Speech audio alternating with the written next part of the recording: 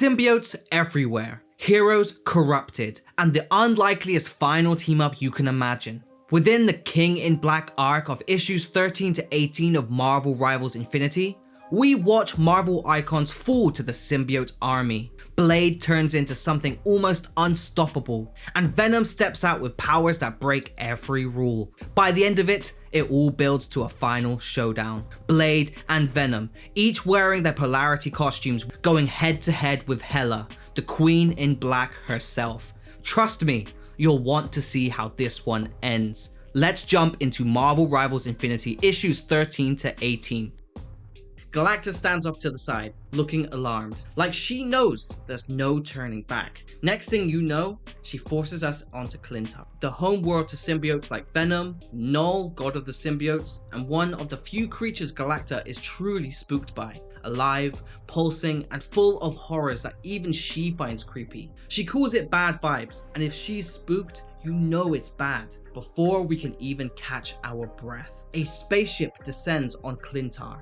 A shadowy figure steps out. It's Rocket Raccoon, holding a cocktail and yelling, "Party time!" Behind him are Jeff the Landshark, Squirrel Girl, and the Thing, all hyped up like they're going on vacation, not to the planet of nightmares. But things go sideways fast. Squirrel Girl accidentally steps into some slimy symbiote goo. The Thing wonders aloud, where's the pristine beaches, the crystal clear oceans, the tiki bars? Even Jeff looks confused. When Squirrel Girl asks the Thing who told him Klyntar was the best vacation spot in the galaxy, it turns out Johnny Storm tricked them. The Thing asks Rocket, "You're an intergalactic traveler. When we said we were going to Klyntar, why didn't you say anything?" But Rocket was mistaken. He thought they were headed to Kree-Lar, not Klyntar, a hilarious mistake with deadly consequences. Rocket reminds everyone that the last time the Guardians visited Klyntar, they almost didn't make it home. Before the group can escape, a massive tendril shoots up and grabs Rocket. The Thing, Squirrel Girl, and Jeff leap in to help, but one by one, they're snatched. Squirrel Girl yanked, Jeff the Landshark growling before being tied up, Rocket and the Thing pulled into darkness. At that moment, Galacta interrupts. "This is so stressful. Let's go see what else is happening on this planet." She zips away to another scene featuring Blade and Shuri, who are examining samples of symbiote goo. Galacta quips, "That's weird, and science was never my best subject." Then Galacta shifts again, now showing Jean Grey wielding the Phoenix Force in brutal combat against a symbiote-possessed Hela, the Queen in Black. It's chaos, power energy flaring everywhere, and Galacta is desperate to go back to the light-hearted party crew. Great news. As we head back to the party crew, Galacta reassures us it looks like the fight is over. However, when she zooms in for a closer look, she realizes something is terribly wrong. In a chilling reveal, Jeff the Landshark, Rocket, the Thing, and Squirrel Girl are fully overtaken, now in full symbiote forms. No hint of resistance, no partial control. That's the scary twist. The heroes are now part of the symbiote army. We open the issue with Galacta in a bit of a frenzy. She's feeling bad for Rocket Raccoon, the Thing, Squirrel Girl, and Jeff the Landshark after their recent transformation into symbiote forms. All they wanted was a vacation, and now they've become something monstrous. She wonders why they didn't just go to Battle World. Although, on second thought, that would have been terrible too. Maybe Sakaar, Skrullos, or even Ego the Living Planet. But honestly, now that she thinks about it, there are plenty of terrifying places in the universe. Unfortunately, they ended up on Klyntar, where they were completely transformed into symbiote forms. But that's not all that's happening on Klyntar. We cut to Spider-Man, who's currently teaming up with Jean Grey, or as he calls her, Mrs. Phoenix Force Lady. Together, they're battling Hela, the Asgardian goddess of death, who now wields a symbiote herself. In fact, she's been dubbed the Queen in Black, a reference to Null's infamous title, the King in Black. As the battle continues, Jean Grey attempts to land a powerful Phoenix-infused strike on Hela, while Spider-Man, ever the wisecracker, webs Hela in the face while they try to find a moment of advantage. Hela, unimpressed, calls them annoying. Jean Grey lands a devastating strike against Hela before Galacta takes us elsewhere as she continues observing what's happening across Klyntar. And we catch up with Blade and Shuri. Blade is standing guard, making sure no symbiotes are around, and updates Shuri that the coast is clear. Shuri, surrounded by tech and working extremely hard, reminds him, "You only need to tell me if something is wrong. You don't have to tell me when everything's fine." Blade, a little overprotective, replies, "But then, how would you know that everything was fine?" Shuri reminds him that she only brought him to stand guard. Blade is confused. Why bring one of the galaxy's best warriors just to stand and watch, away from the front lines? Shuri puts her head in her hand, clearly frustrated. She finally explains, she brought Blade along because he still hasn't fully processed his trauma from the Dracula incident. She thought a less intense assignment might help ease his mind. Blade, of course, insists he doesn't need looking after. He's the Daywalker, feared across the galaxy. Shuri cuts him off. "You are arrogant beyond belief." She just wants to focus on her work. She's trying to identify a weakness in the symbiotes. She knows Jean Grey is currently locked in battle against Hela, and they need to finish up here and help before Jean gets overwhelmed. The symbiotes are picking off allies one by one. And we see just this because back in the fight, we see Spider-Man getting engulfed by symbiote tendrils and goo. Even in the chaos, he tries to crack a joke. This can't be happening, not when all the good symbiote names are already taken. He throws out a few suggestions like allergen or kerfuffle, trying to keep things light while he's clearly losing control and at risk of being absorbed into the symbiote hive. Meanwhile, back with Blade and Shuri, she reminds him that the faster she finishes her work, the sooner they can rejoin the battle and support Jean Grey. But just then, whilst the pair are distracted in conversation, a dark-colored acorn suddenly lands in their lab. Shuri asks, "Is that an acorn?" Blade immediately tells her to get out. A massive explosion erupts. Watching from a distance are the newly symbiotized versions of Squirrel Girl, The Thing, Rocket Raccoon, and Jeff the Landshark. They move in to attack. Jeff the Landshark leads the charge, using a whirlpool ability to try and trap Blade and Shuri. Blade, ever defiant, says, "I don't think so. You're not going to gobble me up in your whirlpool," and lands a powerful hit on Jeff. The Thing jumps in saying, "Yeah, let's just tackle them, enough of this." All of them pile on. Blade is pinned down. The Thing declares, "Get ready for your very own symbiote, Daywalker. It's over." The moment is so terrifying that Galacta can't even watch. She turns away and says, "Not again. Is everything going to end this way?" But the answer is no, because Blade fights back hard, pushing the symbiote versions of the heroes off of him. He stands tall and says, "You invited me to this dance, but I say when the music stops." First, we see Galacta observing the events happening on Klyntar, and even she admits that things are getting really bad, as we see heroes fall under the control of the symbiotes. Her first example, Captain America now has his own symbiote. We see him looking over at Spider-Man and referring to him by his newly assigned symbiote name, Kerfuffle. He orders him to take the right flank. Spider-Man, of course, is workshopping symbiote names for Captain America and suggests Captain Desperica, a name Cap is not happy with. Galacta then updates us on other heroes who have gained Phoenix powers after the Phoenix Egg broke and spread its cosmic energy across several of them. We see characters like Black Widow, Magic, White Queen, and several others, all with Phoenix powers, going up against a group of symbiote heroes. Galacta describes it as a terrifying battle for the fate of Klyntar. But she quickly shifts focus back to Blade and Shuri, who are in the middle of their own fight, this time against symbiote versions of The Thing, Rocket Raccoon, Squirrel Girl, and Jeff the Landshark. The Thing is first to attack, shouting, "If at first you don't succeed," although Blade immediately counters and finishes off his sentence. Then fly again. Rocket Raccoon advises the others to avoid close combat, saying all they need is a little old-fashioned rocket power. He opens fire, unleashing the power of his devastating gun on Blade. In the chaos, Jeff the Landshark gets caught in the crossfire. This distraction works to Blade and Shuri's advantage, as Shuri seizes the moment to lock Rocket Raccoon in a chokehold. Squirrel Girl counters by using her symbiote catapult to launch an explosive acorn, but Blade's mystical sword deflects it, causing a massive explosion that knocks symbiote Squirrel Girl to the ground. Unfortunately, this also gives Rocket the chance to turn the tables. He pins Shuri down,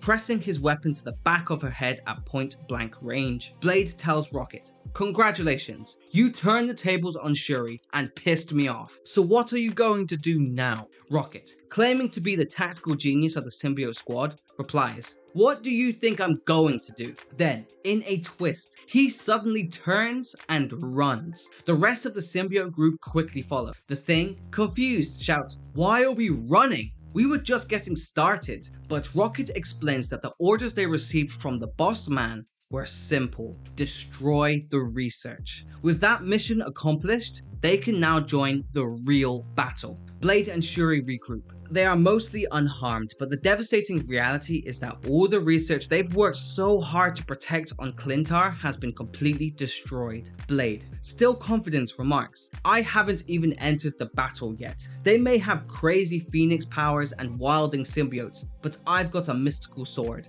and fangs to suck the power right out of them." But this is when Shuri gets an idea, although she hesitates, saying that maybe nobody should wield the kind of power she's thinking about. She doesn't reveal it fully, but Blade is intrigued and presses her, "Tell me more."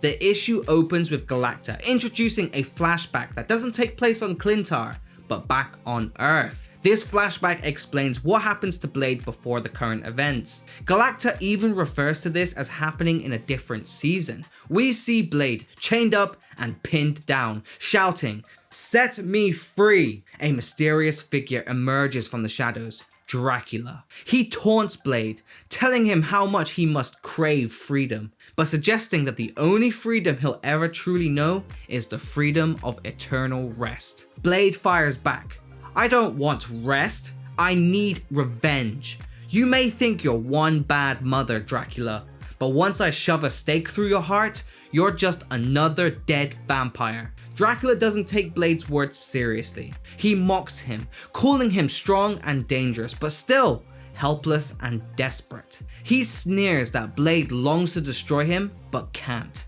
and sarcastically asks, "Isn't that sad?" Blade lets out a terrifying scream before the scene shifts back to the present on Klyntar. Now Blade stands above the chaos, watching the symbiote-controlled heroes battle against the Phoenix Force-powered heroes. Shuri and Blade have already devised a plan, though we're not shown the details. What we do know is that Shuri is hesitant. She doesn't believe anyone should wield the kind of power Blade is planning to use. She begs him, "Don't do this." But Blade is resolute, reminding her it has to be done. Shuri, however, sees right through him. "No, you want to do this, Blade. You've been waiting for this." Blade smirks, admitting she's right. "Yep, that's exactly what I want. You got me there." Still, nothing changes about his approach to the fight. He immediately goes after Hela, the Queen in Black. As she prepares to unleash her devastating soul drainer ability, she mocks Blade, saying he is out of his depth. But Blade counters, snarling, "If I still have a soul, it ain't doing much for me." He then lunges at her, not just to attack, but he attempts to sink his vampire fangs into her neck. At that moment, Blade calls out to Jean Grey, "Jean, psychically tap into my vampiric powers, siphon Hela's life force." Jean is caught off guard, but she complies. As she channels his power, both Hela and Blade scream in agony. Alarmed, Jean tells Blade she has to stop, but he demands, "Don't you dare stop." Through sheer willpower, Blade sinks his teeth into Hela's neck, proving that whatever his plan is, it's working. This chapter picks up with an alarming start. Galacta, the cosmic being herself, is frightened and hiding behind a mountain. Speaking directly to us, the audience, she says, "Oh, how did you find me? I know I shouldn't brag, but I'm supposed to be really good at hiding." The fact that Galacta is scared of symbiotes makes it clear. This is serious. On the battlefield, chaos erupts. We see symbiote Jeff the Landshark going up against a Phoenix Force wielding Namor. Spider-Man, now bonded with a symbiote and calling himself Kerfuffle, is battling a Phoenix Force wielding Moon Knight. Meanwhile, symbiote Rocket Raccoon has reunited with symbiote Groot as they charge into the fight together. Back where we left off, Blade has sunk his fangs into Hela's neck while Jean Grey supports him, channeling Hela's life force and power to aid him. But then comes a shocking twist. While Blade is draining Hela's power, he suddenly notices something. Her night sword has been driven into his gut. He looks down at the glowing red blade and remarks, "Oh, Hela, are you aware that your sword is in my stomach?" Jean Grey, still trying to focus, checks in with him. "Blade, are you alright?" Blade admits the pain is torture. But he's been through torture before. This time, at least, it's his choice, and it serves a purpose. He bites down harder on Hela, continuing to drain her power until his new form begins to emerge. Blade reveals his Polarity Edge costume, declaring, "I can feel it. The unmatched power of the Phoenix Force, combined with the strength of the symbiotes. Could this be the most powerful form of Blade we've ever seen?" Jean Grey is stunned. She realizes he now wields both sides' powers and asks how he knew this would happen. Blade admits he didn't. It was all Shuri's idea. Through pain, sacrifice, and suffering, Blade has become the only person who can represent both sides of the mystical divide. The only one who can save them from destruction. But before he can finish, a new voice cuts in, complimenting him on gaining both the Phoenix Force and symbiote powers, but pointing out there's a lot of that going around. Enter Venom, clad in his reborn King in Black costume, also wielding both symbiote power and the Phoenix Force. Blade is stunned. "Venom, you look like..." Venom interrupts. "A hardcore warrior? A cosmic killer?" Blade, brutally honest as ever, replies, "No, you look like a demonic rooster." Meanwhile, Symbiote Storm and Symbiote Spider-Man see their chance and attack both Blade and Venom. As this is happening, Venom explains that they discovered a shard of the Phoenix egg, which granted him these powers. The egg itself spoke to him, saying it was because it loved him. Blade, wincing from the injury caused by Hela's sword, asks Venom if it hurt to gain the Phoenix powers. Venom casually replies, "No, why would it hurt? That doesn't make sense." Symbiote Storm and Symbiote Spider-Man's attacks go completely ignored. The combined might of the Phoenix Force and symbiotes make Blade and Venom nearly unstoppable. They casually swat both Spider-Man and Storm away as if they were nothing. The rest of the symbiote-empowered team charges in. Symbiote Jeff, Rocket Raccoon, Groot, The Thing, Captain America, and Squirrel Girl all go on the offensive. But Blade has had enough. He snarls, "Yeah, enough of this. Enough of all of this." And in one devastating sweep, he wipes them all out. Even Galacta can't help but comment, saying, "Whoa, Blade just took all of the competition off the board." Now only Hela, the Queen in Black, remains. The stage is set for the final showdown. Blade and Venom, each wielding both the Phoenix Force and symbiote powers, versus Hela.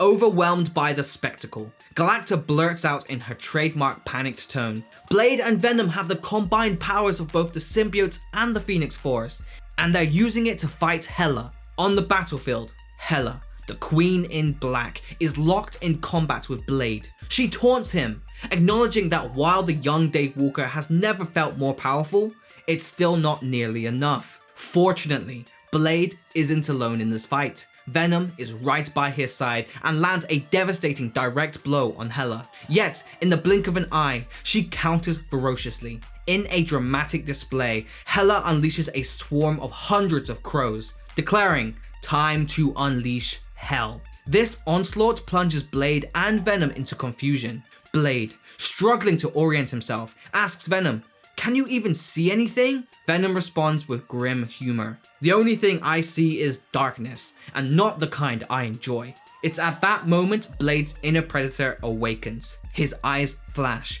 teeth elongate as vampire fangs emerge. Blade surrenders to the frenzy, embracing the vampiric fury within. Screaming with ferocious intensity, he says, "Enough of this." He launches into a violent counterattack. On the sidelines, Shuri and Jean Grey recoil at the sheer ferocity. Even Galacta lets us know that she's beginning to get freaked out watching this battle unfold on Klyntar. Blade presses forward and delivers a 1000-fold slash, a dazzling multi-strike assault that cleaves through every crow Hela conjured. With the aerial defenders gone, Blade sees the opening he needs. Calling out to Venom, he says, "Hit her now," and prepares for the final blow. They both unleash a powerful strike that sends Hela blasting into smithereens. Defiantly, she asserts, "I am the goddess of death, and this is not the way I go down." Yet, her silhouette dissolves into nothingness. And with that, the symbiotes controlling our heroes vanish too. In that extraordinary moment, Spider-Man steps in, witnessing the symbiotes slide away from their hosts and giving them back control. He asks the important question, "Oh, she's gone? So the battle's over?" But Venom, ever cautious, points out, "We still have to deal with Null, the god of symbiotes." But then he goes on to reassure Blade that they've won for now. Blade, his mind still clouded by vampiric rage, declares, "Yes, we won, but only for now." Shuri steps in gently, trying to reach him. "Blade, talk to me. How do you feel?" Blade pauses mid-rage. Slowly, he admits that he feels incredible, strong, and empowered, like he's tapping into cosmic levels of strength. Shuri empathizes deeply. She understands that the Phoenix Force coursing through him must be overwhelming. Physically, emotionally, psychologically. She tells him what he needs to hear. He must give up this power. Blade reacts angrily, distraught at the thought. Hand over my power? He never felt anything like this before. He isn't just going to hand it over. Yet, after a moment's struggle, he quietly concedes. He knows she is right. Shuri exhales in relief. The monstrous tide has been halted, and with that, the King in Black arc in Marvel Rivals Infinity finds its conclusion. And if you're still craving more stories from Marvel Comics, then make sure to check out the rest of my channel where I upload content just like this every single week. But for the meantime, peace, peace, peace.